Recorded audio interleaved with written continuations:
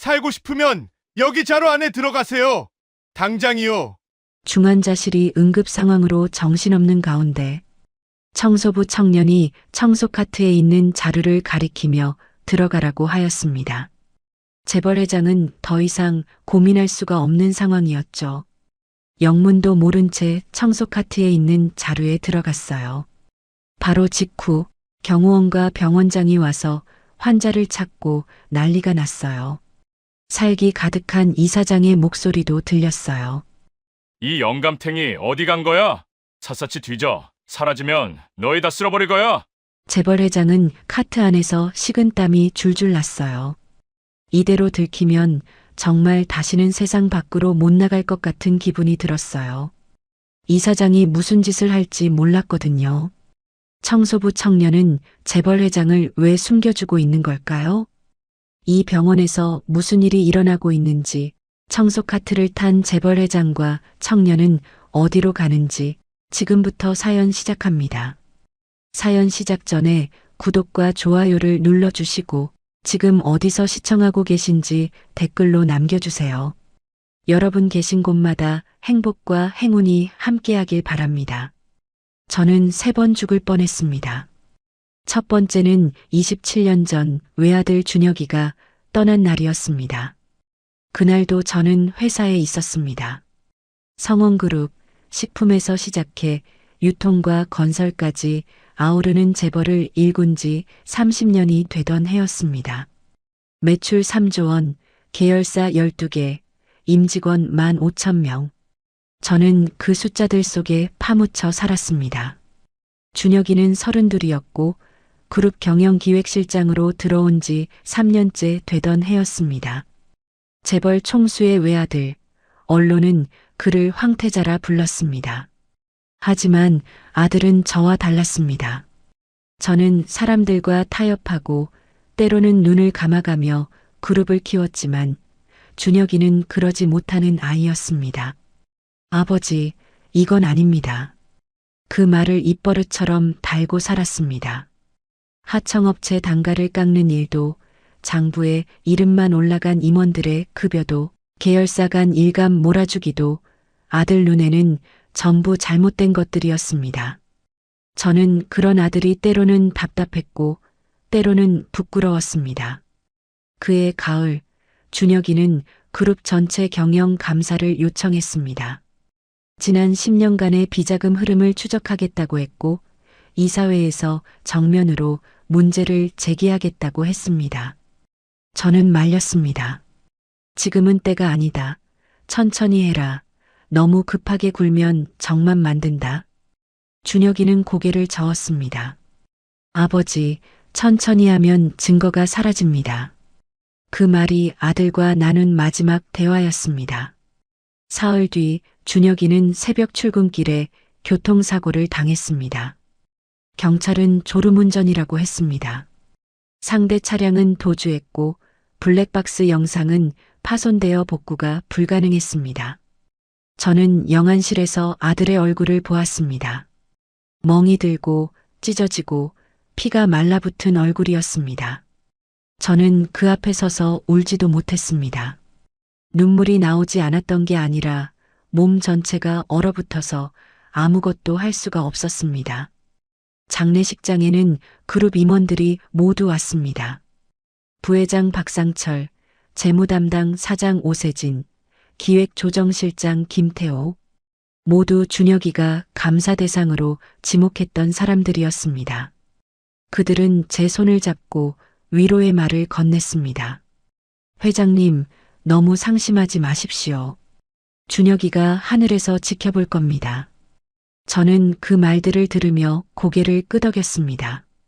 당시에는 정말 몰랐습니다.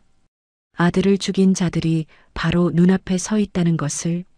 장례가 끝나고 보름이 지났을 때 저는 준혁이 사무실을 정리했습니다. 책상 서랍 깊숙이 봉투 하나가 있었습니다. 열어보니 사진들과 계좌 내역서가 들어 있었습니다. 비자금 흐름도, 임원들의 횡령 정황, 해외 페이퍼 컴퍼니를 통한 자금 세탁 증거였습니다. 준혁이는 이미 다 알고 있었던 겁니다. 저는 그 봉투를 들고 한참을 앉아 있었습니다. 이것을 들고 검찰에 가면 될 일이었습니다. 아들의 사고가 우연이 아닐 수도 있다고 조사해달라고 하면 될 일이었습니다.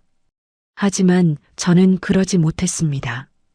그룹이 무너질까봐 두려웠습니다. 3조 원 매출, 15,000명의 직원, 수백 개의 협력업체, 그 모든 것이 한순간에 사라질까봐 두려웠습니다. 저는 그 봉투를 금고에 넣고 자물쇠를 잠갔습니다. 그리고 스스로에게 말했습니다. 사고였어.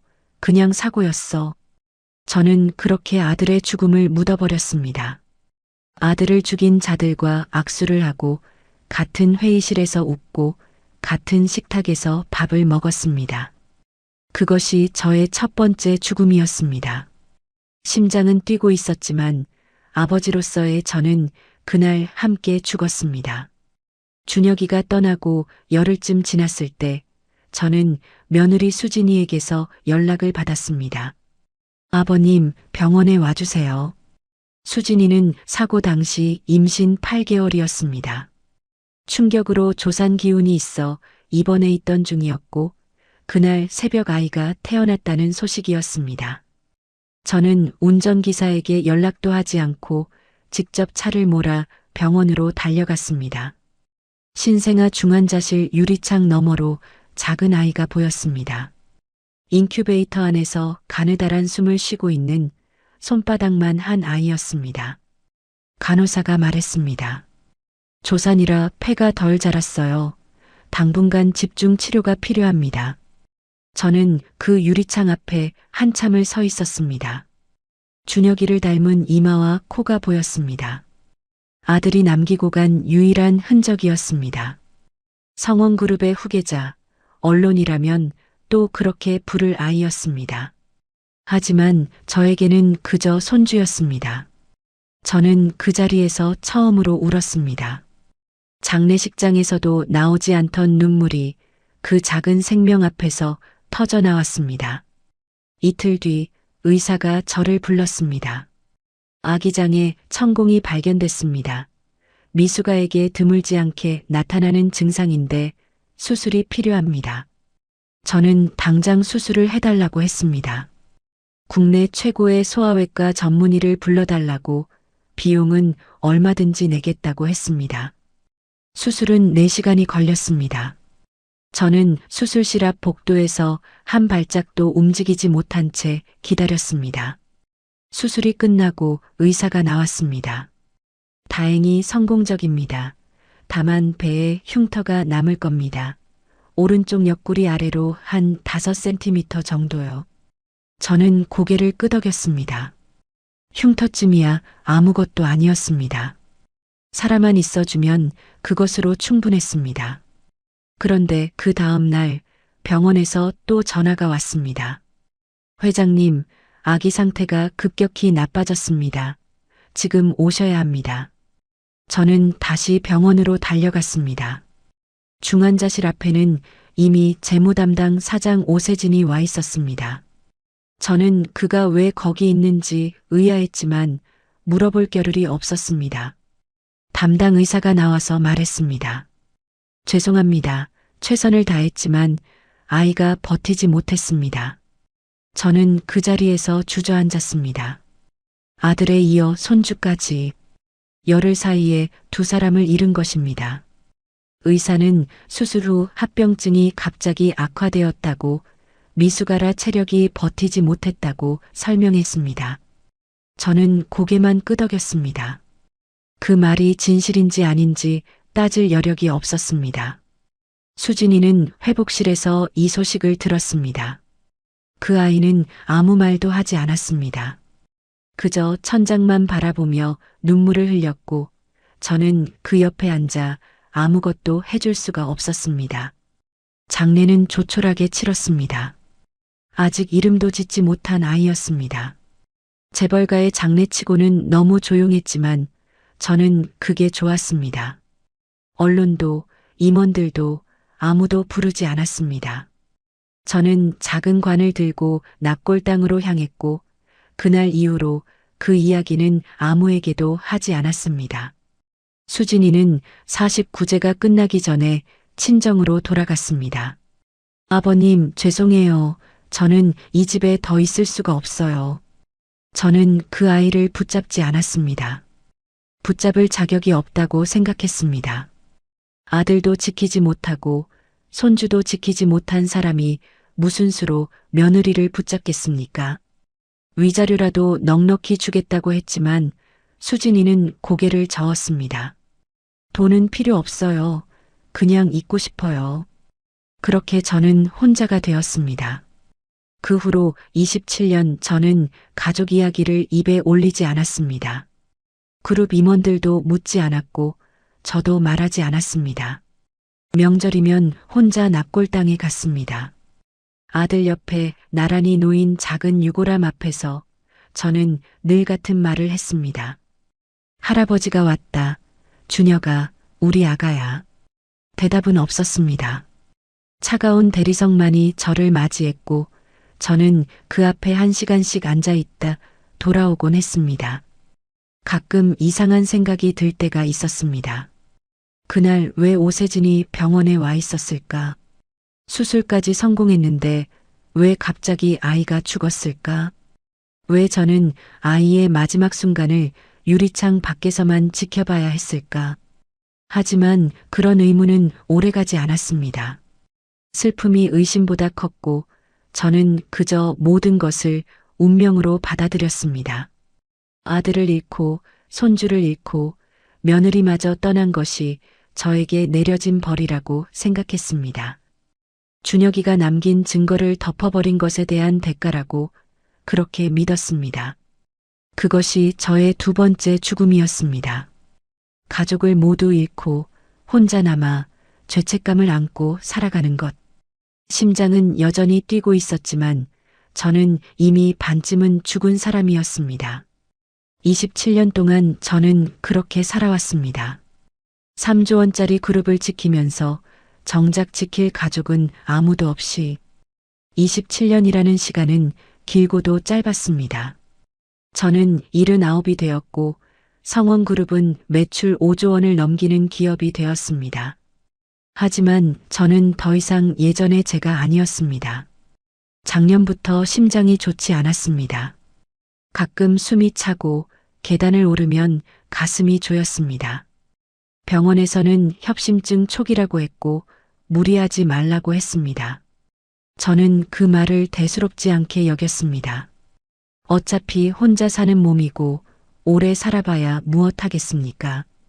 그런데 올해 들어 증상이 심해졌습니다. 회의 중에 갑자기 어지러워 자리에서 일어나지 못한 적이 2번 있었습니다. 임원들이 걱정스러운 눈으로 저를 바라봤고 저는 괜찮다고 손을 저었습니다. 그때부터였습니다. 부회장 박상철이 유난히 제 건강을 챙기기 시작한 것이 회장님, 정밀검사 한번 받으시죠. 제가 좋은 병원 알아봤습니다. 요즘 얼굴색이 안 좋으십니다. 무리하시면 안 됩니다. 저는 그 말이 고마웠습니다. 30년 가까이 함께한 사람이니 진심으로 걱정하는 거라고 생각했습니다. 재무담당 사장 오세진도 기획조정실장 김태호도 마찬가지였습니다. 세 사람은 번갈아가며 제 건강을 물었고 검진을 권했습니다. 어느 날 박상철이 서류 한 장을 들고 왔습니다. 회장님, 서울대병원 VIP 건강검진 프로그램입니다. 이틀이면 됩니다. 제가 모시고 가겠습니다. 저는 서류를 훑어봤습니다. 심장 정밀검사, 뇌 MRI, 전신 암 검진까지 포함된 고급 프로그램이었습니다. 이틀이면 되나? 네, 회장님, 하루는 검사하고 하루는 결과 듣고 오시면 됩니다. 저는 고개를 끄덕였습니다. 솔직히 저도 불안하긴 했습니다. 요즘 들어 부쩍 피로하고 가슴이 답답한 날이 많았으니까요. 검진 당일 박상철이 직접 저를 병원까지 모셔다 줬습니다. VIP 병동은 호텔처럼 깔끔했고 간호사들은 정중했습니다. 저는 안심하며 검사를 받았습니다. 그런데 이틀이 지나도 퇴원하지 못했습니다. 담당 의사가 찾아와 말했습니다. 회장님, 심장 검사 결과가 좋지 않습니다. 관상동맥에 협착이 심해서 추가 검사가 필요합니다. 얼마나 걸립니까? 일주일 정도 입원하시면서 정밀하게 봐야 할 것 같습니다. 일주일이 2주일이 되었고 2주일이 한 달이 되었습니다. 저는 점점 이상하다는 생각이 들었습니다. 검사는 끝없이 이어졌고 결과는 늘 조금 더 지켜봐야 한다였습니다. 병실에서 회사 업무를 보려고 하면 의사가 만류했습니다. 스트레스가 심장에 가장 안 좋습니다. 당분간 업무는 자제해 주세요. 휴대폰으로 이메일을 확인하려고 하면 간호사가 눈치를 줬습니다. 전자파가 검사 장비에 영향을 줄 수 있어요. 가급적 사용을 줄여주세요. 방문객도 제한되었습니다. 비서가 찾아오면 면회 시간이 아니라며 돌려보냈고 저를 찾는 전화는 병원에서 대신 받았습니다. 회장님께서 안정을 취하고 계십니다. 연락은 저희가 전해드리겠습니다. 저는 서서히 세상과 단절되고 있었습니다. 어느 날 밤 저는 화장실에 가려다 복도에서 이상한 광경을 봤습니다. 박상철과 오세진, 김태호가 담당 의사와 함께 서 있었습니다. 저는 문 뒤에 숨어서 그들의 대화를 들었습니다. 이사회 일정은 잡혔습니까? 다음 주 수요일입니다. 회장님 건강 악화를 사유로 경영권 위임 안건을 상정합니다. 서류 준비는요? 다 됐습니다. 회장님 인감은 제가 보관하고 있고 위임장에는 이미 서명을 받아뒀습니다. 제 심장이 쿵 하고 내려앉았습니다. 저는 그제야 깨달았습니다. 이 모든 것이 계획된 일이었다는 것을. 건강검진을 권한 것도, 입원을 연장시킨 것도, 세상과 단절시킨 것도 모두 그들의 계획이었습니다. 저는 치료를 받으러 온 것이 아니었습니다. 갇히러 온 것이었습니다. 27년 전 아들의 사고가 떠올랐습니다. 그때도 이 사람들이었습니다. 아들이 감사를 요청하고 사흘 뒤에 사고가 났고 손주가 수술에 성공한 다음 날 죽었습니다. 그리고 지금 그들은 저까지 제거하려 하고 있었습니다. 저는 병실로 돌아와 침대에 누웠습니다. 손이 떨렸고 가슴이 미친 듯이 뛰었습니다. 하지만 아무에게도 말할 수 없었습니다. 이 병원 전체가 그들 편이었으니까요. 저는 그날 밤 한숨도 자지 못했습니다. 창문 너머로 서울의 야경이 보였습니다. 저 불빛들 아래 제 회사가 있고 제 사람들이 있을 텐데 아무도 저를 구하러 오지 않았습니다. 아니, 저를 구해야 한다는 사실조차 모르고 있었습니다. 저는 그때 처음으로 두려움을 느꼈습니다. 재벌 총수로 살아온 50년 동안 이렇게 무력했던 적은 없었습니다. 돈도 권력도 아무 소용이 없었습니다. 저는 그저 병원 침대에 갇힌 늙은이일 뿐이었습니다. 그날 이후로 저는 잠을 제대로 자지 못했습니다. 눈을 감으면 복도에서 들었던 대화가 귓가에 맴돌았습니다. 경영권 위임, 인감, 위임장. 그 단어들이 머릿속을 떠나지 않았습니다. 저는 어떻게든 이 병원을 나가야 했습니다. 하지만 방법이 없었습니다. 휴대폰은 이미 압수당한 것이나 다름없었고 병실 문 앞에는 항상 누군가 서 있었습니다. 간호사인 척했지만 저를 감시하는 사람이라는 것을 알 수 있었습니다. 사흘 뒤 담당 의사가 병실로 찾아왔습니다. 회장님, 검사 결과가 나왔습니다. 저는 침대에서 몸을 일으켰습니다. 의사의 표정이 심각했습니다. 관상동맥 협착이 예상보다 심각합니다. 당장 시술이 필요한 상황입니다. 시술이라니 무슨 시술 말입니까? 스텐트 삽입술입니다. 내일 아침에 진행하려고 합니다. 저는 고개를 저었습니다. 잠깐만요. 저는 다른 병원에서 세컨드 오피니언을 받고 싶습니다. 의사의 눈빛이 흔들렸습니다. 회장님, 상태가 급박합니다. 다른 병원으로 이송하는 것은 위험합니다. 그래도 저는 여기서 시술받고 싶지 않습니다. 저는 단호하게 말했습니다. 그 순간 의사 뒤에 서 있던 간호사가 재빨리 병실을 나갔습니다. 아마 누군가에게 보고하러 간 것이었습니다. 30분도 지나지 않아 박상철이 병실로 들어왔습니다. 회장님, 무슨 말씀을 하신 겁니까? 의사 선생님이 걱정하고 계십니다. 박 부회장, 나는 퇴원하고 싶네. 저는 그의 눈을 똑바로 쳐다봤습니다. 더 이상 여기 있고 싶지 않아. 박상철의 얼굴에 순간 당황한 빛이 스쳤습니다. 하지만 금세 표정을 바꾸며 온화한 미소를 지었습니다. 회장님, 지금 컨디션이 안 좋으셔서 그런 말씀을 하시는 겁니다. 치료 다 받으시고 나가셔야죠. 아니야, 나는 지금 나가고 싶어. 저는 침대에서 일어나 가운을 벗으려 했습니다. 그때 박상철이 손을 들어 저를 막았습니다. 회장님, 그의 목소리가 달라져 있었습니다. 더 이상 공손하지 않았습니다. 지금 나가시면 안 됩니다. 저는 그 눈빛을 보고 모든 것을 확신했습니다. 이 사람은 저를 보호하려는 것이 아니었습니다. 가두려는 것이었습니다. 그날 밤 저는 병실에서 쓰러졌습니다.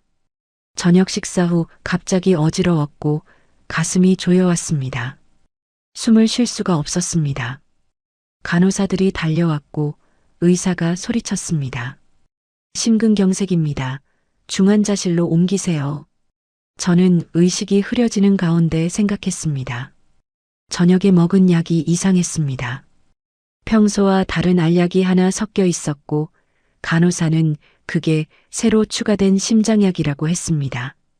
그런데 그 약을 먹고 1시간도 안 돼서 이렇게 된 것입니다. 저는 그것이 우연이 아니라는 것을 알았습니다. 눈을 떴을 때 저는 중환자실 침대 위에 누워 있었습니다. 온몸에 선이 연결되어 있었고 심장 모니터가 삐삐거리고 있었습니다.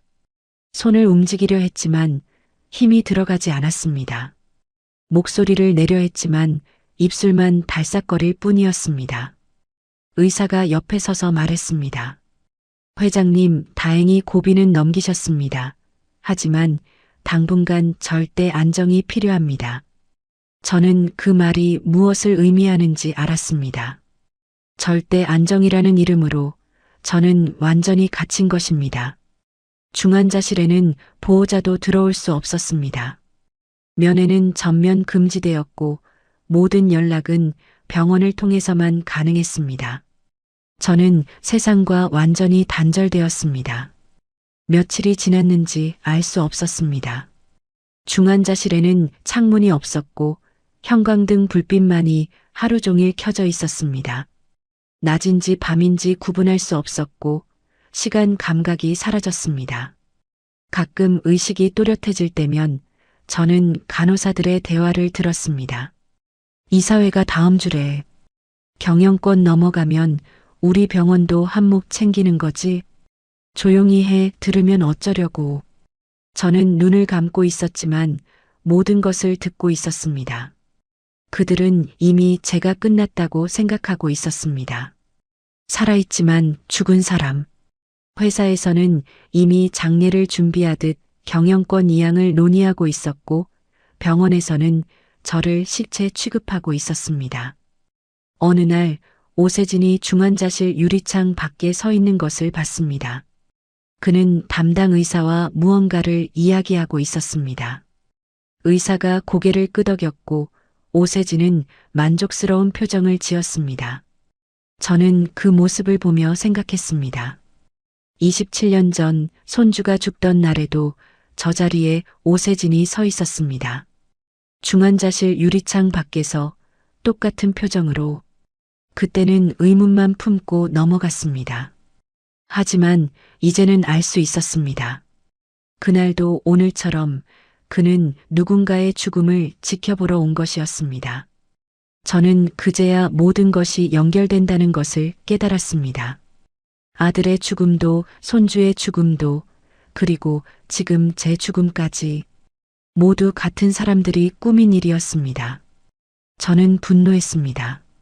하지만 소리를 지를 수도 몸을 일으킬 수도 없었습니다. 그저 침대 위에 누워 천장만 바라볼 뿐이었습니다. 재벌 총수라는 이름이 이렇게 무력한 것이었습니다. 3조 원짜리 그룹을 가지고도 병원 침대 하나 벗어나지 못하는 것이 현실이었습니다. 저는 그날 밤 처음으로 죽음을 생각했습니다. 이대로 눈을 감으면 편할 것 같았습니다. 아들에게 가고 손주에게 가고 모든 것을 끝낼 수 있을 것 같았습니다. 하지만 마음 한구석에서 무언가가 저를 붙잡았습니다. 이대로 죽으면 그들이 이기는 것입니다. 아들을 죽이고 손주를 죽이고 저까지 죽인 그들이 성원그룹을 차지하는 것입니다. 저는 이를 악물었습니다. 아직은 죽을 수 없었습니다. 어떻게든 여기서 나가야 했습니다. 새벽 3시 50분, 저는 눈을 떴습니다. 아니, 사실 한숨도 자지 못했습니다. 심장이 미친 듯이 뛰었고 온몸이 긴장으로 굳어 있었습니다. 10분 뒤면 화재 대피 훈련이 시작됩니다. 저는 침대에 누운 채 천장을 바라봤습니다. 성공하면 살고 실패하면 죽습니다. 단순한 계산이었습니다. 정각 4시 복도에서 사이렌 소리가 울렸습니다. 화재 대피 훈련입니다. 모든 환자와 보호자는 안내에 따라 대피해 주시기 바랍니다. 중환자실이 술렁거리기 시작했습니다. 간호사들이 바쁘게 움직였고 환자들을 확인하는 소리가 들렸습니다. 저는 눈을 감고 깊이 잠든 척했습니다. 간호사 한 명이 제 침대 곁에 와서 모니터를 확인했습니다. 이 환자는 이동 불가야. 그냥 두고 가. 발소리가 멀어졌습니다. 잠시 후 중환자실이 조용해졌습니다. 훈련 때문에 대부분의 인원이 밖으로 나간 것 같았습니다. 그때 문이 살짝 열리는 소리가 들렸습니다.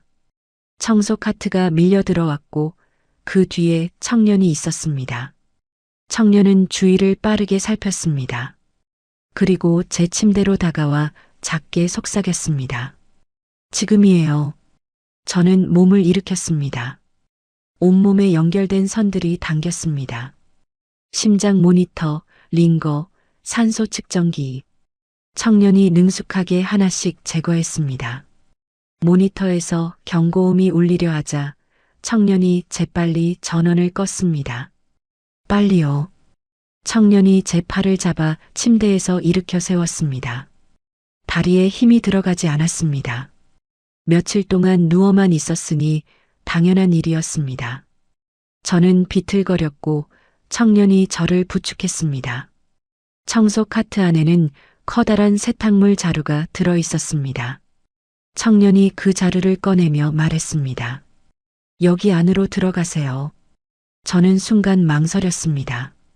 재벌 총수가 쓰레기 자루에 들어가 병원을 빠져나가다니. 하지만 망설일 시간이 없었습니다. 저는 몸을 웅크리고 자루 안으로 들어갔습니다. 축축한 수건 냄새와 소독약 냄새가 뒤섞여 코를 찔렀습니다. 청년이 자루 입구를 느슨하게 묶으며 말했습니다. 숨소리 죽이세요. 20분만 버티면 돼요. 자루가 들려 카트 안에 실렸습니다. 덜컹거리며 카트가 움직이기 시작했습니다. 저는 어둠 속에서 숨을 죽였습니다. 바퀴 굴러가는 소리만 들렸습니다. 복도를 지나는 것 같았습니다. 청소하러 가는 거야? 누군가의 목소리가 들렸습니다. 청년이 태연하게 대답했습니다. 네, 지하 세탁실에 이거 갖다 놓으려고요. 훈련 중인데 왜 지금 해? 어차피 환자들 없을 때 하는 게 낫잖아요. 잠시 침묵이 흘렀습니다. 저는 심장이 터질 것 같았습니다. 그래, 가봐. 발소리가 멀어졌습니다. 카트가 다시 움직이기 시작했습니다. 엘리베이터를 탄 것 같았습니다. 기계음이 울리고 아래로 내려가는 느낌이 들었습니다. 지하로 가는 것이었습니다. 엘리베이터가 멈추고 문이 열렸습니다. 카트가 다시 굴러갔습니다. 공기가 달라졌습니다. 습하고 퀴퀴한 냄새가 났습니다. 지하 주차장이거나 세탁실 근처인 것 같았습니다. 얼마나 지났을까? 카트가 멈췄습니다. 자루가 풀리고 빛이 들어왔습니다. 청년의 얼굴이 보였습니다. 나오세요. 여기서부터는 걸어야 해요. 저는 자루에서 기어 나왔습니다. 온몸이 뻣뻣했고 다리가 후들거렸습니다. 주위를 둘러보니 지하 주차장의 구석진 곳이었습니다. 직원 전용 출구라고 적힌 문이 보였습니다. 청년이 제 팔을 잡고 그 문 쪽으로 이끌었습니다. 저 문으로 나가면 병원 뒤쪽 골목이에요. 거기서 택시 타면 돼요. 저는 고개를 끄덕였습니다. 하지만 다리가 말을 듣지 않았습니다. 몇 걸음 걷다가 비틀거렸고 청년이 저를 붙잡았습니다. 제가 부축할게요. 청년은 제 팔을 자기 어깨에 걸치고 천천히 걸었습니다. 한 걸음 한 걸음. 출구까지 불과 20m 남짓이었지만 영원처럼 느껴졌습니다. 문을 밀고 밖으로 나왔습니다. 새벽 공기가 얼굴을 스쳤습니다. 차갑고 상쾌한 공기였습니다. 저는 그 순간 눈물이 났습니다. 한 달 만에 처음 맞는 바깥 공기였습니다. 병원 밖으로 나온 것이 이렇게 감격스러울 줄 몰랐습니다. 청년이 주위를 살피며 말했습니다. 일단 제 집으로 가요. 여기 근처예요. 거기서 다음 계획을 세워야 해요. 저는 고개를 끄덕였습니다. 이제 어디로 가야 할지, 누구에게 연락해야 할지 아무것도 정해진 게 없었습니다. 하지만 일단 살았습니다. 저는 살아서 이 병원을 나왔습니다. 청년을 따라 골목을 걸으며 저는 생각했습니다. 권력의 정점에 있던 사람이 세탁물 자루에 숨어 병원을 탈출하다니. 이것이 저의 바닥이었습니다. 3조 원짜리 그룹 회장이 청소부의 손을 잡고 새벽 골목을 걷고 있었습니다. 초라하고 비참하고 처량했습니다. 하지만 이상하게도 마음 한구석이 가벼웠습니다. 살아있다는 것, 누군가 저를 도와줬다는 것, 그것만으로도 충분했습니다. 아니, 그것이 전부였습니다. 청년의 집은 병원에서 걸어서 15분 거리에 있었습니다. 낡은 다세대 주택 반지하 방이었습니다. 좁은 계단을 내려가 문을 열자 곰팡이 냄새가 훅 끼쳤습니다. 방은 작았습니다. 싱글 침대 하나, 낡은 책상 하나, 작은 냉장고 하나가 전부였습니다. 창문은 반쯤 땅에 묻혀 있어서 햇빛도 제대로 들지 않았습니다. 청년이 미안한 듯 말했습니다. 좁아서 죄송해요. 그래도 여긴 아무도 안 찾아요. 저는 고개를 저었습니다. 아니야, 충분해. 고맙네. 저는 침대에 걸터 앉았습니다. 온몸에 힘이 빠져 있었습니다. 한 달 넘게 누워만 있다가 갑자기 움직였으니 당연한 일이었습니다. 청년이 작은 냉장고에서 물을 꺼내 건넸습니다. 저는 물을 받아 마시며 방 안을 둘러봤습니다.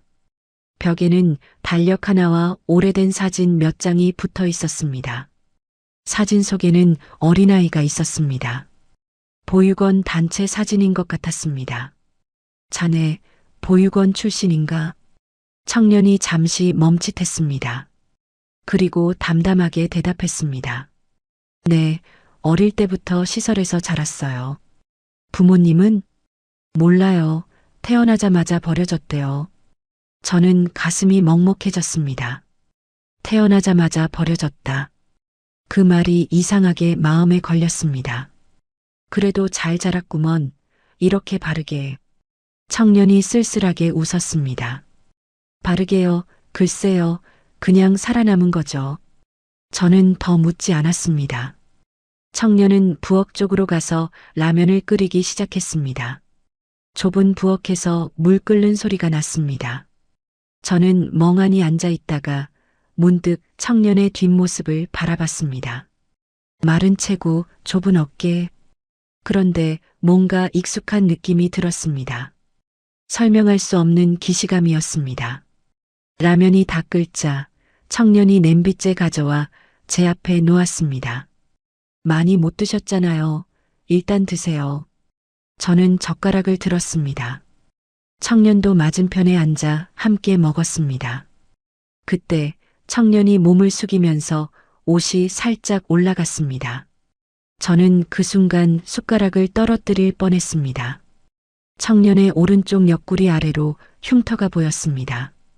길이 5cm쯤 되는 오래된 수술 흉터였습니다. 저는 심장이 멎는 것 같았습니다. 손이 떨렸습니다. 그 흉터는 뭔가? 청년이 제 시선을 따라 자기 배를 봤습니다. 아, 이거요. 어릴 때 수술받은 거래요. 태어나자마자 장에 문제가 있어서. 저는 숨을 쉴 수가 없었습니다. 귀가 멍멍해졌습니다. 27년 전 의사가 했던 말이 떠올랐습니다. 배에 흉터가 남을 겁니다. 오른쪽 옆구리 아래로 한 5cm 정도요. 똑같았습니다. 위치도 길이도 똑같았습니다. 자네 생일이 언제인가? 청년이 의아한 표정으로 대답했습니다. 10월 18일이요. 왜요? 저는 눈앞이 하얘졌습니다. 10월 18일. 손주가 태어난 날이었습니다. 몇 년생인가? 98년이요. 1998년 10월 18일. 아들이 죽고 열흘 뒤 수진이가 아이를 낳은 바로 그날이었습니다. 저는 청년의 얼굴을 다시 바라봤습니다. 이마, 코, 눈매. 처음 봤을 때부터 어딘가 익숙하다고 느꼈던 것들이 이제야 제자리를 찾았습니다. 준혁이를 닮은 이마였습니다. 아들의 코였습니다. 제 눈이었습니다. 저는 입술이 떨렸습니다. 자네 이름이 뭔가? 정민호요. 정민호. 시설에서 지어준 이름일 겁니다. 저는 손으로 얼굴을 감쌌습니다. 눈물이 흘렀습니다. 멈출 수가 없었습니다. 청년이 당황한 목소리로 물었습니다. 할아버지, 왜 그러세요? 어디 아프세요? 할아버지. 그 호칭에 저는 더 크게 흐느꼈습니다. 이 아이는 모르고 있었습니다. 자기가 누구인지, 왜 버려졌는지, 할아버지가 바로 눈앞에 있다는 것을. 저는 한참을 울었습니다. 청년은 어쩔 줄 몰라 하며 옆에 앉아 있었습니다. 눈물이 조금 가라앉은 뒤 저는 청년의 손을 잡았습니다. 민호야. 청년이 고개를 갸웃했습니다. 네, 내가 할 말이 있다. 저는 깊이 숨을 들이쉬었습니다. 27년 전에 내 아들이 죽었어. 청년의 표정이 굳어졌습니다. 그리고 열흘 뒤에 내 손주가 태어났지. 조산이었어. 미숙아였고. 저는 말을 이었습니다. 그 아이가 장수술을 받았어. 수술은 성공했는데 다음 날 갑자기 죽었다는 연락을 받았지. 청년의 눈이 흔들렸습니다. 나는 27년 동안 그 아이가 죽은 줄 알았어. 납골당에 가서 절을 하고 제사를 지내고 그렇게 살았어. 저는 청년의 손을 꽉 쥐었습니다.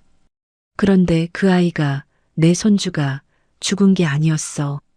청년의 얼굴이 창백해졌습니다. 그 아이는 버려진 거였어.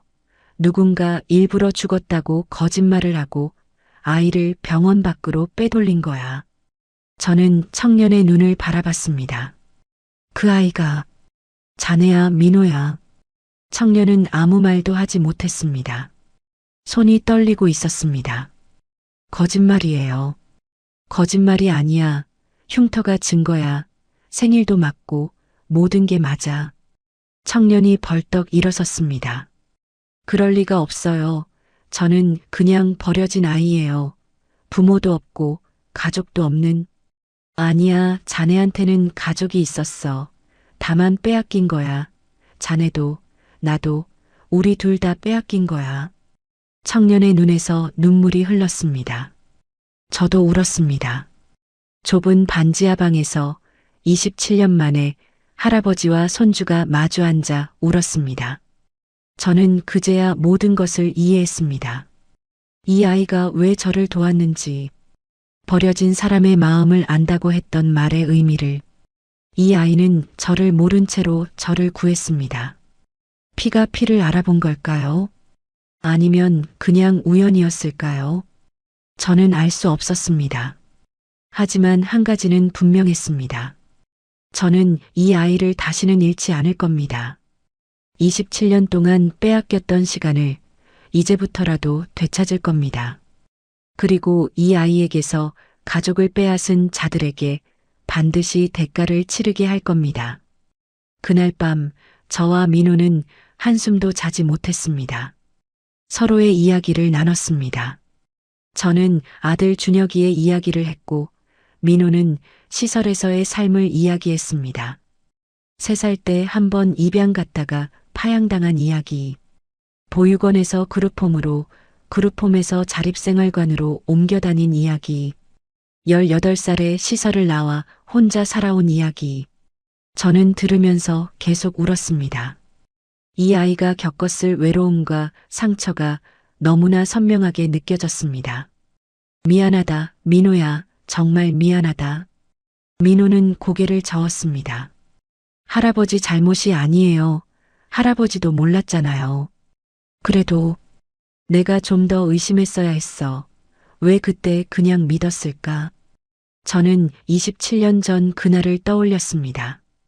오세진이 병원에 와 있던 것, 아이를 유리창 밖에서만 볼 수 있었던 것, 수술 성공 다음 날 갑자기 사망했다는 것. 이상한 점이 분명히 있었는데 저는 슬픔에 빠져 아무것도 보지 못했습니다. 민호가 조심스럽게 말했습니다. 할아버지, 사실 저 기록을 가지고 있어요. 기록? 민호가 책상 서랍에서 낡은 서류철을 꺼냈습니다. 시설에서 나올 때 제 서류를 복사해뒀어요. 출생 기록이랑 입소 기록이랑. 저는 서류철을 받아들었습니다. 손이 떨렸습니다. 첫 장에는 출생 기록이 있었습니다. 출생일 1998년 10월 18일. 출생병원 서울대학교 병원. 부모 미상. 비고 유기신고에 의한 입소. 유기신고. 이 아이는 유기된 아이로 기록되어 있었습니다. 부모가 버린 것으로 되어 있었습니다. 저는 이를 악물었습니다. 거짓말이야. 전부 조작된 거야. 민호가 다른 서류를 꺼냈습니다. 그리고 이것도 있어요. 병원 퇴원 기록이었습니다. 신생아 중환자실 퇴원 일자 1998년 10월 21일. 퇴원 사유 사망. 담당의 박현수. 사망과 유기가 같은 날짜였습니다. 죽었다고 기록된 아이가 같은 날 유기 신고로 시설에 들어간 겁니다. 이게 증거야. 같은 날짜잖아. 죽은 아이가 어떻게 유기될 수 있어. 저는 서류를 꽉 쥐었습니다. 그런데 민호가 더 놀라운 말을 했습니다. 할아버지, 저 그동안 조사를 좀 했어요. 조사? 그 병원에서 일하면서 이상한 점들을 기록해뒀어요. 민호가 다른 파일을 꺼냈습니다. 노트북을 열어 파일을 보여줬습니다. 날짜별로 정리된 기록이었습니다. 병원 입원 환자 중 의문사한 사람들의 목록, VIP 병동 출입 기록, 임원들의 병원 방문 일자, 의사들과 간호사들의 대화 녹음 파일. 저는 놀라서 민호를 바라봤습니다. 이걸 왜 모은 거야? 민호가 담담하게 대답했습니다. 처음엔 그냥 이상해서요. 병원에서 일하다 보니까 뭔가 이상한 게 많았어요. 민호는 말을 이었습니다. VIP 병동에 오래 입원해 있는 노인 환자들이 갑자기 죽는 경우가 많았어요. 그리고 그 환자들 면회에 꼭 회사 사람들이 왔다 갔어요. 그래서 그래서 기록하기 시작했어요. 언젠가 쓸모가 있을 것 같아서. 저는 민호의 얼굴을 바라봤습니다. 이 아이는 그냥 청소부가 아니었습니다. 버려진 자신의 과거를 파헤치기 위해 병원에 취직해서 몇 년 동안 기록을 모아온 겁니다. 민호야, 너 설마 처음부터 알고 있었던 거야? 내가 누군지? 민호가 고개를 저었습니다. 아니요, 할아버지가 누군지는 몰랐어요. 그냥 이 병원에서 뭔가 이상한 일이 벌어지고 있다는 건 알았어요. 민호가 화면을 넘겼습니다. 그런데 할아버지가 입원하시고 나서 확신이 생겼어요. 이건 단순한 치료가 아니라 뭔가 다른 거라고. 저는 기록들을 훑어봤습니다. 박상철, 오세진, 김태호의 병원 방문 기록이 선명하게 적혀 있었습니다. 날짜, 시간, 누구와 만났는지까지. 이게 있으면, 네, 증거가 돼요. 민호가 고개를 끄덕였습니다. 그리고 이것도 있어요. 민호가 USB를 꺼냈습니다. 녹음 파일이에요. 의사랑 오세진이 통화하는 거. 저는 USB를 받아들었습니다. 뭐라고 하던가? 약 처방 바꾸라는 내용이에요. 그리고 이사회 전에 정리하라는 말도 있어요. 정리. 그 말의 의미는 분명했습니다. 저를 죽이라는 뜻이었습니다. 저는 한참을 앉아 있었습니다. 이 모든 증거가 있으면 그들을 무너뜨릴 수 있었습니다. 하지만 어떻게? 경찰에 가면 묻힐 수 있었습니다. 검찰도 마찬가지였습니다. 박상철과 오세진은 수십 년간 인맥을 쌓아온 사람들이었습니다. 언론으로 가자. 제가 말했습니다. 언론이요? 그래, 기자들한테 넘기는 거야. 한꺼번에 모든 걸. 저는 예전에 알던 기자가 있었습니다. 경제부 기자였는데 재벌 비리를 끈질기게 파던 사람이었습니다. 그때는 귀찮은 존재였지만 지금은 필요한 사람이었습니다. 언론에서 터지면 경찰도 수사 안 할 수가 없어. 감사원도 움직이고 검찰도 손 못 대. 민호가 고개를 끄덕였습니다. 그리고 한 가지 더. 저는 민호를 바라봤습니다. 자네 기록도 함께 공개하자. 27년 전 출생 기록 조작건도. 민호의 눈이 흔들렸습니다. 그러면 제 신분이 밝혀지는 거예요. 그래, 세상이 알게 되는 거야. 자네가 누구인지, 누가 자네를 버렸는지. 저는 민호의 손을 잡았습니다. 무섭겠지. 하지만 이건 자네 이야기야. 자네가 결정해야 해. 민호는 한참을 침묵했습니다. 그리고 고개를 들어 저를 바라봤습니다. 할게요. 정말? 네, 27년 동안 저는 제가 누군지 몰랐어요. 왜 버려졌는지도 몰랐고요. 민호의 목소리가 단단해졌습니다. 이제는 알고 싶어요, 진실을. 저는 민호를 꼭 안았습니다. 이 아이는 강한 아이였습니다. 혼자서 세상과 싸워온 아이였습니다. 그리고 이제 우리는 함께 싸울 겁니다. 이틀 뒤 기사가 터졌습니다. 성원그룹 회장 병원 감금 의혹, 경영권 탈취 음모 정황 포착, 27년 전 출생 기록 조작, 재벌가 손주 유기 사건 재조명, 병원 기업 유착 비리, 연쇄 의문사 수사 착수. 기사는 단독이 아니었습니다. 여러 매체에서 동시에 터졌습니다. 민호가 기록을 여러 곳에 나눠서 보낸 덕분이었습니다.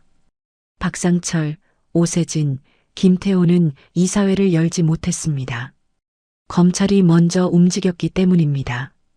사무실과 자택이 압수수색당했고 세 사람 모두 긴급 체포되었습니다. 병원장과 담당 의사도 함께였습니다. 저는 뉴스를 보며 생각했습니다. 27년 전에도 이렇게 했어야 했습니다. 아들이 남긴 증거를 들고 싸웠어야 했습니다. 하지만 저는 비겁했고 진실은 묻혔습니다. 이번에는 다릅니다. 이번에는 끝까지 갈 겁니다. 아들의 목까지, 손주의 목까지, 전부 되찾을 겁니다. 재판은 1년 넘게 이어졌습니다. 박상철, 오세진, 김태호는 살인교사, 살인미수, 횡령, 배임, 문서위조 등 수십 가지 혐의로 기소되었습니다. 병원장과 담당 의사도 마찬가지였습니다. 재판 과정에서 27년 전의 진실도 밝혀졌습니다. 검찰이 당시 기록을 다시 조사했고 아들 준혁이의 사고가 우연이 아니었다는 정황이 드러났습니다. 사고 이틀 전 박상철이 수상한 인물과 만난 기록이 있었습니다. 사고 당일 블랙박스가 파손된 것도 사전에 계획된 일이었습니다. 손주 민호의 출생 기록 조작에는 오세진과 당시 병원 관계자들이 공모한 것으로 확인되었습니다. 살아있는 아이를 죽은 것으로 처리하고 유기 신고를 통해 시설로 보낸 겁니다. 재판정에서 오세진이 자백했습니다. 회장님, 아들이 감사를 추진하면 우리 모두 끝이었습니다. 그래서 그렇게 한 겁니다. 저는 방청석에서 그 말을 들었습니다.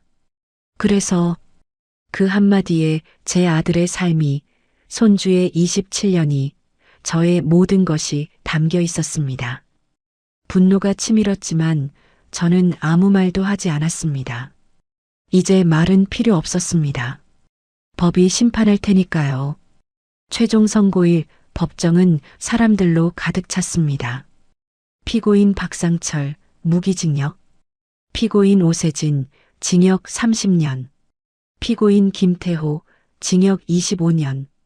방청석에서 탄식과 박수가 교차했습니다. 저는 옆에 앉은 민호의 손을 잡았습니다. 민호도 제 손을 꽉 쥐었습니다. 끝났습니다. 27년 만에 드디어 끝난 겁니다. 재판이 끝나고 저는 성원그룹으로 복귀했습니다. 하지만 예전처럼 일하지는 않았습니다. 이사회를 새로 구성하고 투명한 경영 시스템을 도입하고 비리의 여지를 없앴습니다. 준혁이가 하려던 일이었습니다. 27년 전에 아들이 못다한 일을 이제야 제가 하고 있었습니다. 그리고 저는 민호를 정식으로 가족관계 등록부에 올렸습니다. 유전자 검사 결과와 출생 기록 정정을 통해 민호는 법적으로 제 손주가 되었습니다. 정민호가 아닌 강준민. 아들 준혁이의 준자를 따서 지은 이름이었습니다. 민호는 아니 준민이는 처음에는 어색해했습니다. 저는 그냥 민호로 살아왔는데 갑자기 이름이 바뀌니까 이상해요. 저는 웃으며 말했습니다. 천천히 익숙해지면 돼. 서두를 것 없어. 준민이는 더 이상 병원 청소부가 아니었습니다. 하지만 제가 회사에 들어오라고 했을 때 준민이는 고개를 저었습니다. 할아버지, 저는 아직 준비가 안 됐어요. 그래. 갑자기 재벌 손주가 됐다고 회사에 들어가면 사람들이 뭐라고 하겠어요. 저도 그렇고. 저는 고개를 끄덕였습니다. 이 아이는 현명했습니다. 대신 공부를 더 하고 싶어요. 늦었지만 대학에 가보고 싶어요. 그래, 좋은 생각이다. 저는 준민이의 등을 두드렸습니다. 하고 싶은 거 다 해. 시간은 충분해. 준민이는 검정고시를 거쳐 대학에 입학했습니다. 경영학과가 아니라 사회복지학과였습니다. 왜 사회복지학과야? 제가 물었을 때 준민이가 대답했습니다. 저처럼 버려진 아이들을 돕고 싶어요. 시설에서 자라면서 얼마나 막막했는지 아니까요. 저는 그 말에 가슴이 뭉클했습니다. 이 아이는 자신의 상처를 다른 사람을 위해 쓰려 하고 있었습니다. 복수가 아니라 회복을 선택한 겁니다. 어느 날 저는 준민이와 함께 납골당에 갔습니다. 아들 준혁이의 유골함 앞이었습니다. 옆에는 빈 유골함이 하나 있었습니다. 27년 동안 손주의 것이라고 믿었던 것이었습니다. 저는 그 빈함을 내려다보며 말했습니다. 준혁아, 내 아들 데려왔다. 준민이가 제 옆에 섰습니다. 아버지, 저 준민이에요. 처음 뵙겠습니다. 저는 눈물이 났습니다. 준민이도 울고 있었습니다. 27년 만에 상봉이었습니다. 비록 아버지는 사진 속에만 있었지만 그래도 상봉이었습니다. 준혁아, 이 아이가 널 많이 닮았어. 저는 아들의 유골함을 쓰다듬었습니다. 고집 센 것도 닮고 바른 소리 하는 것도 닮고 정의로운 것도 닮았어. 준민이가 작게 웃었습니다. 할아버지, 저 고집 세요? 그럼 안 그러면 어떻게 날 구해냈겠어. 우리는 납골당에서 한참을 있었습니다. 해가 지고 있었습니다. 노을빛이 창문으로 들어와 유골함 위에 따스하게 내려앉았습니다. 저는 생각했습니다. 가족을 버린 자들은 모든 것을 잃었습니다. 권력도 재산도 자유도 전부요. 하지만 버려진 아이는 모든 것을 되찾았습니다. 이름을, 가족을, 자신의 역사를. 저도 마찬가지였습니다. 3조 원짜리 그룹을 지켜온 것이 제 인생이라고 생각했습니다. 하지만 진짜 지켜야 할 것은 따로 있었습니다. 가족이었습니다. 27년을 돌아왔지만 늦지 않았습니다. 아직 시간이 있었습니다. 준민이와 함께 할 시간이. 납골당을 나서며 준민이가 물었습니다. 할아버지, 오늘 저녁 뭐 드시고 싶으세요? 글쎄, 뭐가 좋을까? 제가 라면 끓여드릴까요? 그날처럼. 저는 웃었습니다. 반지하방에서 먹던 그 라면이 떠올랐습니다. 세상에서 가장 허름한 곳에서 세상에서 가장 귀한 것을 찾은 날이었습니다. 그래, 라면 먹자. 네, 할아버지. 우리는 나란히 걸었습니다. 노을이 우리 등 뒤로 지고 있었고 앞에는 새로운 길이 펼쳐져 있었습니다. 27년 만에 찾은 가족과 함께 저는 다시 걷기 시작했습니다. 이번에는 혼자가 아니었습니다. 재판이 끝나고 한 달쯤 지났을 때 준민가 조심스럽게 말을 꺼냈습니다. 할아버지, 저 엄마를 만나보고 싶어요. 저는 가슴이 철렁했습니다. 수진이 27년 전 아들이 죽고 열흘 만에 아이를 낳았던 며느리. 아이가 죽었다는 소식을 듣고 병원을 떠났던 여자. 저는 그 뒤로 수진이를 한 번도 만나지 않았습니다. 수진이도 저를 찾지 않았습니다. 서로에게 너무 아픈 기억이었으니까요. 찾아봤어요. 인터넷으로. 준민가 말했습니다. 지금 부산에 살고 계세요. 재혼은 안 하셨대요. 저는 한참을 말이 없었습니다. 수진이가 재혼을 안 했다는 말에 가슴이 먹먹해졌습니다. 그 아이도 27년을 혼자 살아온 것이었습니다. 남편을 잃고 아이를 잃고 홀로. 할아버지, 같이 가주실 수 있어요? 준민의 눈이 흔들리고 있었습니다. 이 아이는 두려운 것이었습니다. 27년 만에 처음 만나는 엄마가 거부당할까봐 무서운 것이었습니다. 저는 준민의 손을 잡았습니다. 그래, 같이 가자. 우리는 다음 날 부산으로 내려갔습니다. 수진이는 해운대 근처 작은 아파트에 살고 있었습니다. 오래된 건물이었고 엘리베이터도 없는 곳이었습니다. 저는 계단을 오르며 생각했습니다. 27년 전 수진이는 재벌가 며느리였습니다. 넓은 집에 살았고 운전기사가 있었고 원하는 건 뭐든 가질 수 있었습니다. 그런데 지금은 이런 곳에서 혼자 살고 있었습니다. 4층에 도착했습니다. 준민가 초인종 앞에서 멈췄습니다. 손이 떨리고 있었습니다. 저는 준민의 어깨를 두드렸습니다. 괜찮아, 천천히 해. 준민가 심호흡을 하고 초인종을 눌렀습니다. 딩동. 잠시 후 안에서 발소리가 들렸습니다. 문이 열렸습니다. 수진이가 서 있었습니다. 저는 숨이 멎는 줄 알았습니다. 27년이라는 시간이 그 얼굴 위에 고스란히 새겨져 있었습니다. 흰 머리카락, 깊어진 주름, 마른 몸. 하지만 눈빛은 그대로였습니다. 아들을 처음 데려왔을 때 수줍게 인사하던 그 눈빛이었습니다. 수진이도 저를 알아봤습니다. 아버님, 그 목소리가 떨렸습니다. 저는 고개를 숙였습니다. 수진아, 오랜만이다. 수진이의 눈에 눈물이 고였습니다. 그런데 수진이의 시선이 제 옆으로 옮겨갔습니다. 준민을 보는 순간 수진이의 얼굴이 굳어졌습니다. 입술이 파르르 떨렸습니다. 이 사람은, 저는 목이 메어 말을 잇지 못했습니다. 준민가 한 발짝 앞으로 나섰습니다.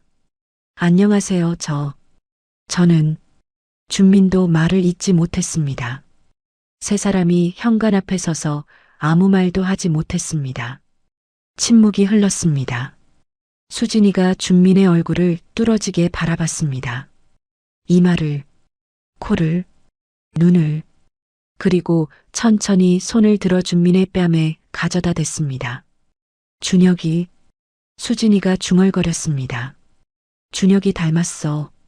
그 순간 수진이의 무릎이 꺾였습니다. 저와 준민가 황급히 부축했습니다. 수진이는 현관 바닥에 주저앉아 울기 시작했습니다. 내 아기가 살아있었어. 27년 동안 참아왔던 울음이 터져 나오는 것 같았습니다. 준민도 울었습니다. 저도 울었습니다. 좁은 현관에서 세 사람이 부둥켜 안고 울었습니다. 한참을 울고 나서 우리는 안으로 들어갔습니다. 작은 거실이었습니다. 소파 하나, 텔레비전 하나, 작은 밥상 하나. 검소하다 못해 초라한 살림이었습니다. 목소리가 담담했습니다. 처음엔 미칠 것 같았어요. 남편도 잃고 아이도 잃고 살고 싶지 않았어요. 저는 고개를 숙였습니다. 그때 저는 수진이를 돌보지 않았습니다. 저 자신도 무너져 있었고 수진이를 마주할 용기가 없었습니다. 그런데 아이가 살아있었다니. 수진이가 준민을 바라봤습니다. 어떻게 된 거예요? 왜 죽었다고 한 거예요? 저는 모든 것을 설명했습니다.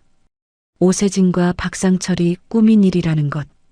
아이를 병원에서 빼돌려 시설로 보냈다는 것. 27년 동안 준민가 보육원에서 자랐다는 것. 수진이는 듣는 내내 손을 떨었습니다. 그 사람들이 내 아이를. 수진이의 목소리가 갈라졌습니다. 그 사람들이 장례식에도 왔었어요. 아이 장례식에 좋아 보내고 위로한다고 했어요. 수진이가 이를 악물었습니다. 내 아이 죽였다고 거짓말해놓고 내 앞에서 눈물까지 흘렸어요. 저는 수진이의 손을 잡았습니다. 다 감옥에 갔어. 무기징역 받았어. 다시는 못 나와. 수진이는 한참을 울었습니다. 분노와 억울함과 슬픔이 뒤섞인 울음이었습니다. 준민가 조심스럽게 수진이 앞에 무릎을 꿇었습니다. 어머니, 수진이가 고개를 들었습니다. 저 원망하지 않아요. 준민의 눈에도 눈물이 흐르고 있었습니다. 시설에서 자라면서 가끔 생각했어요. 왜 나를 버렸을까? 내가 뭘 잘못했을까? 수진이의 얼굴이 일그러졌습니다. 그런데 이제 알았어요. 어머니가 버린 게 아니었어요. 어머니도 저처럼 빼앗긴 거였어요. 준민가 수진이의 손을 잡았습니다.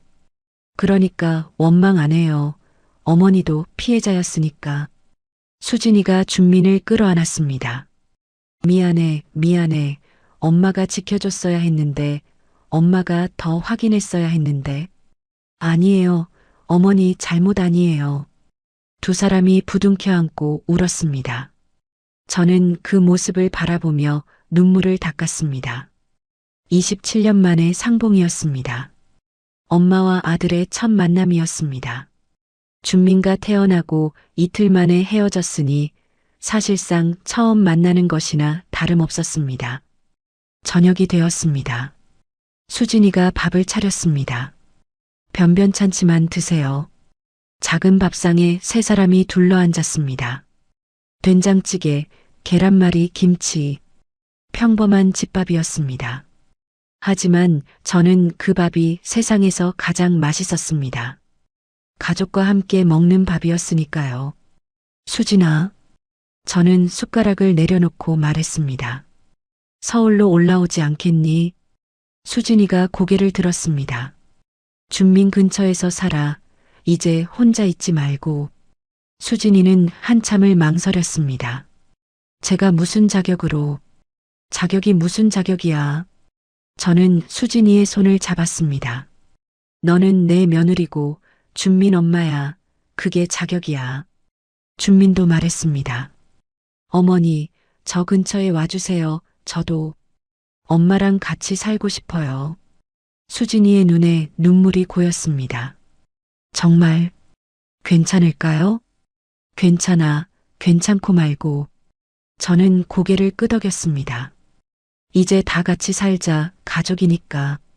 수진이가 울먹이며 고개를 끄덕였습니다. 네, 갈게요. 저도 가족하고 같이 살고 싶어요. 그날 밤 저는 부산 바다를 바라보며 생각했습니다. 27년 전 저는 모든 것을 잃었다고 생각했습니다. 아들을 잃고 손주를 잃고 며느리마저 떠나보냈습니다. 하지만 그건 잃은 게 아니었습니다. 빼앗긴 것이었습니다. 그리고 이제 빼앗겼던 것들을 하나씩 되찾고 있었습니다. 손주를 찾았고 오늘은 며느리를 찾았습니다. 한 달 뒤 수진이는 서울로 올라왔습니다. 준민가 사는 집 근처에 작은 아파트를 구했습니다. 저도 가끔 그 집에 들렀습니다. 셋이서 밥을 먹고 이야기를 나누고 텔레비전을 봤습니다. 평범한 일상이었습니다. 하지만 그 평범함이 얼마나 소중한지 우리 셋은 누구보다 잘 알았습니다. 27년을 돌고 돌아 드디어 가족이 다시 모인 것이었습니다. 3년이 흘렀습니다. 저는 82이 되었고 준민이는 30이 되었습니다. 성원그룹은 이제 제 손을 떠났습니다. 전문 경영인 체제로 바꾸고 저는 명예회장으로 물러났습니다. 준민이에게 경영권을 넘기겠다고 했지만 그 아이는 고개를 저었습니다. 할아버지, 저는 제 길이 있어요. 그 아이의 길은 성원그룹이 아니었습니다. 준민이는 대학을 졸업하고 보육원에서 일하기 시작했습니다. 자기가 자란 곳은 아니었지만 비슷한 시설이었습니다. 처음에 저는 반대했습니다. 재벌가 손주가 왜 거기서 일해? 사람들이 뭐라고 하겠어? 준민이가 웃으며 말했습니다. 할아버지, 사람들이 뭐라고 하든 상관없어요. 저는 그냥 제가 하고 싶은 일을 하는 거예요. 저는 그 말에 할 말을 잃었습니다. 이 아이는 저보다 훨씬 단단한 사람이었습니다. 세상의 시선 따위 두려워하지 않는 사람이었습니다. 준민이는 아이들에게 인기가 많았습니다. 시설 출신이라는 게 알려지면서 아이들이 더 마음을 열었습니다. 민호 선생님도 우리랑 같았대. 진짜요? 선생님도 보육원에서 컸어요? 응, 그래서 너희 마음 다 알아. 저는 가끔 준민이가 일하는 보육원에 갔습니다. 과자랑 장난감을 잔뜩 들고 가면 아이들이 우르르 달려왔습니다. 할아버지다. 할아버지, 오늘 뭐 가져왔어요? 처음에는 어색했습니다. 아이들과 어울려 본 적이 없었으니까요. 하지만 아이들은 금세 저를 할아버지라고 불렀고 저도 금세 그 아이들이 좋아졌습니다. 준민이가 그러더군요. 할아버지, 요즘 표정이 달라지셨어요. 뭐가? 예전엔 항상 굳어 있었는데 요즘은 웃으세요. 저는 그 말에 멈칫했습니다. 생각해보니 그랬습니다. 예전에 저는 웃는 법을 잊고 살았습니다. 아들을 잃고 손주를 잃고 혼자 남아서 회사만 바라보고 살았습니다. 웃을 일이 없었습니다. 그런데 지금은 달랐습니다. 준민이와 함께 밥을 먹고 보육원 아이들과 놀고 저녁에 같이 텔레비전을 보며 웃었습니다. 평범한 일상이었습니다. 하지만 그 평범함이 얼마나 귀한 것인지 저는 이제야 알았습니다. 어느 날 준민이가 누군가를 데려왔습니다. 할아버지, 인사드릴 분이 있어요. 문이 열리고 젊은 여자가 들어왔습니다. 짧은 머리에 수수한 옷차림이었습니다. 안녕하세요, 할아버지. 저 서윤아라고 해요. 준민이가 쑥스러운 표정으로 말했습니다. 같이 일하는 선생님이에요. 사실은 사귀고 있어요. 저는 순간 말을 잃었습니다. 그리고 웃음이 터져 나왔습니다. 아이고, 이 녀석이 왜 이제야 말해? 유나라는 아이는 밝고 따뜻한 사람이었습니다. 부모님이 일찍 돌아가셔서 할머니 손에 자랐다고 했습니다. 준민이와 비슷한 구석이 있는 아이였습니다. 저는 유나를 보며 생각했습니다. 저 아이가 준민이의 가족이 되겠구나. 준민이가 혼자가 아니게 되겠구나. 가슴이 뭉클했습니다. 1년 뒤 준민이와 유나가 결혼했습니다.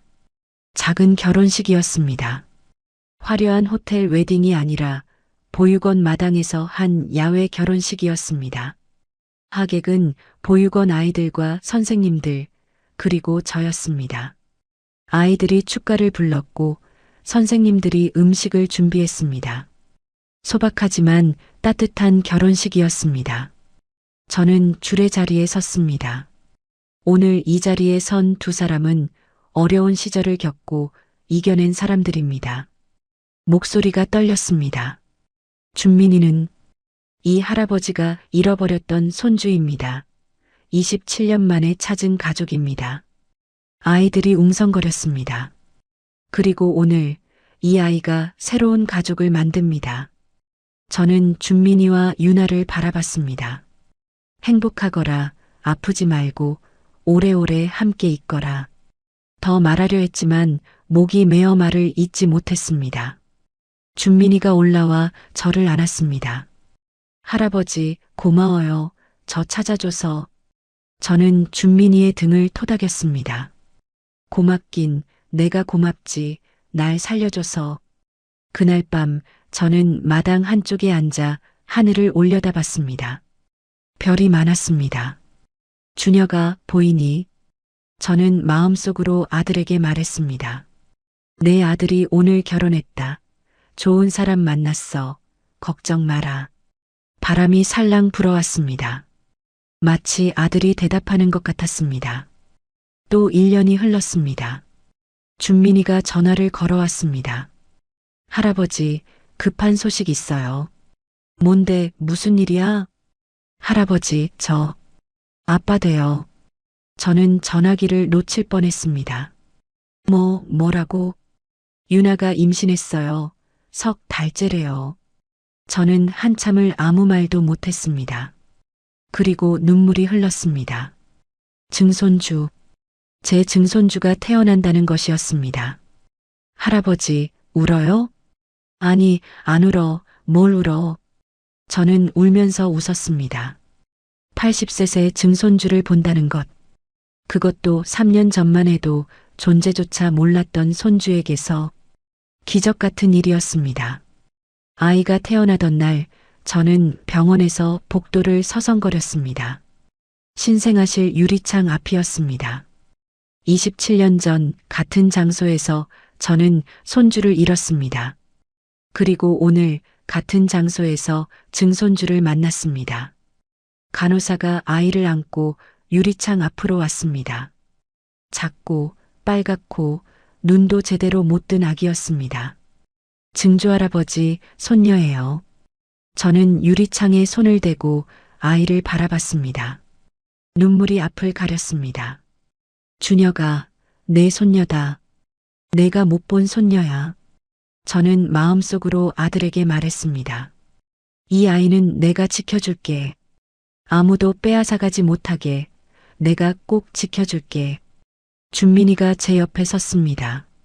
할아버지, 이름 지어주세요. 내가? 네, 할아버지가 지어주세요. 저는 한참을 생각했습니다. 그리고 입을 열었습니다. 준이? 준이요? 응, 준혁이의 준에 기쁠희, 준이. 준혁이의 기쁨이라는 뜻이었습니다. 아들이 이 세상에 남긴 기쁨이라는 뜻이었습니다. 준민이가 고개를 끄덕였습니다. 좋은 이름이에요. 준이, 강준이. 저는 유리창 너머의 아이를 바라봤습니다. 강준이, 제 핏줄, 제 가족. 3년 전 저는 병원 침대에서 죽음을 기다리고 있었습니다. 아무도 없이 홀로 쓸쓸하게. 그때 청소복을 입은 청년이 저를 구하러 왔습니다. 그 청년이 제 손주였고 지금은 아이의 아버지가 되었습니다. 그리고 저는 증조할아버지가 되었습니다. 인생이란 참 알 수 없는 것이었습니다. 버린 자들은 모든 것을 잃었고 버려진 자들은 모든 것을 되찾았습니다. 저는 유리창에서 손을 떼고 뒤를 돌아봤습니다. 준민이와 유나가 서로를 안고 있었습니다. 두 사람 모두 눈물을 흘리고 있었습니다. 기쁨의 눈물이었습니다. 저는 생각했습니다. 이것이 진짜 복수라고. 그들을 감옥에 보내는 것이 복수가 아니라 잃어버린 가족을 되찾고 새로운 가족을 이루고 행복하게 사는 것. 그것이 진짜 복수라고. 그리고 저는 해냈습니다. 80세 나이에 드디어 해냈습니다. 저는 더 이상 외롭지 않았습니다. 병원 로비의 밝은 햇살 아래서 가족들과 함께 서 있었습니다. 손주와 손주 며느리와 그리고 갓 태어난 증손녀와. 이것이 제 인생 이야기입니다. 3번 죽을 뻔했지만 3번 다시 살아난 이야기입니다. 그리고 마침내 가족을 되찾은 이야기입니다. 오늘 이야기 마음에 어떻게 와 닿으셨나요? 한 사람의 삶 속에 담긴 진심이 여러분께 작은 울림이라도 전해졌다면 그것만으로도 참 기쁩니다. 혹시 이 가족에게 건네고 싶은 말씀이 있다면 편안하게 댓글로 남겨주세요. 여러분의 한 줄이 누군가에게 큰 위안이 되고 다시 일어설 힘이 되어줄지도 모릅니다. 그리고 이 따뜻한 사연이 더 많은 분들에게 전달되었으면 한다면 가볍게 공유 한번 부탁드릴게요. 여러분의 오늘 하루에도 좋은 일이 스며들기를 진심으로 바랍니다. 함께 해주셔서 감사합니다.